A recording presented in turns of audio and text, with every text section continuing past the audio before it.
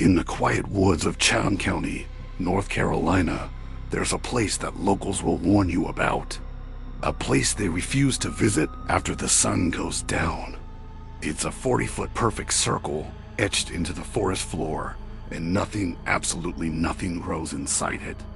No grass, no weeds, not even a single strand of moss. They call it the Devil's Tramping Ground. For generations, people have been baffled by this place. Scientists have taken soil samples again and again, testing for any poison, any pollutant, any reason for its barrenness. They found nothing. The soil is completely normal, yet it rejects all life. In the past, frustrated farmers tried to prove nature wrong. They tilled the land, planted seeds, and watered them carefully. They even put up fences to protect the new sprouts. But every single time, by the next morning, every plant was dead.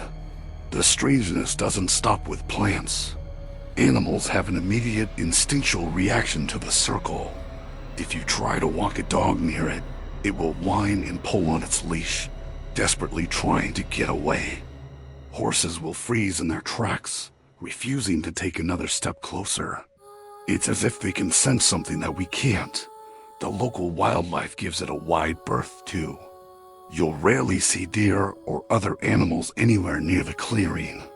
It's a dead zone in every sense of the word. So what is going on here? The local legend, which dates back hundreds of years, offers a chilling explanation. They believe that this circle is where the devil himself comes to walk at night. They say he paces around and around, deep in thought, plotting and scheming. The constant friction of his hooves is what keeps the ground so barren, worn smooth by his endless nightly patrol. This story isn't new. Some say that even before European settlers arrived, local Native American tribes avoided this specific patch of land. Their oral traditions spoke of an evil spirit that resided there, a presence that was best left undisturbed. It was a place of bad energy, a blight on the natural world. As settlers moved into the area in the 1800s, their curiosity got the better of them. They began to test the legend to see if the stories were true. People would leave objects inside the circle overnight, only to find them thrown outside the boundary by morning. They tried placing heavy wagons in the center, and by dawn, the wagons would have mysteriously rolled out. Chains were laid across the path, but they were found snapped and broken. Personal items, like hats or tools, would simply vanish without a trace.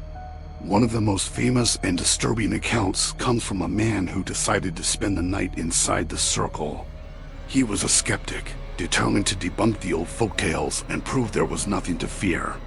He set up his camp, lay down to sleep, and braced himself for a quiet night. But by the next morning, he was found lying on the ground, several feet outside the ring. He was covered in bruises and scratches, his clothes were torn, and he was visibly shaken to his core. He told a terrifying story. He claimed that he never fell asleep. All night long, he felt a presence walking around him. He couldn't see anything in the darkness, but he could hear it. Heavy, deliberate footsteps crunching on the bare earth. The sound circled him for hours, slow and menacing, never stopping. It felt, he said, like a predator stalking its prey. He never explained how he ended up outside the circle, but he never went back. His story isn't the only one. Over the years, many other people have reported their own unsettling experiences. Those brave or foolish enough to visit at dusk have claimed to see dark, shadowy figures moving along the edge of the circle. These figures just pace the boundary, never crossing into the ring and never crossing out into the woods. They just walk endlessly until the sun comes up. Others don't see anything, but they hear it. They report the distinct sound of footsteps when standing near the circle at night, even when they are completely alone. The sound of someone walking just out of sight. A slow, rhythmic tramp, tramp, tramp on the barren soil. It's a sound that has made many people turn and run and never look back.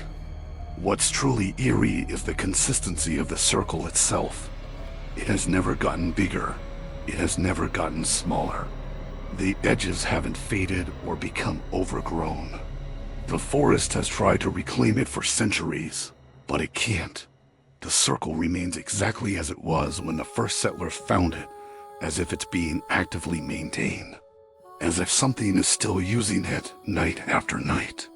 Today, the local community treats the Devil's Tramping Ground with a deep sense of respect and fear. You won't find anyone camping there. Hunters actively avoid the surrounding woods. And even though the land could be developed, no one will build on it. It's considered cursed, a permanent scar on the landscape. Whether you believe in the devil or not, one fact is undeniable.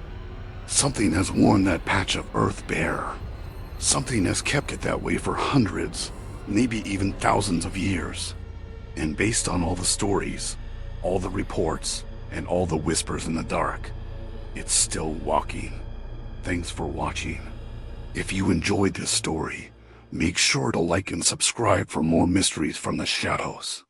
Stay curious.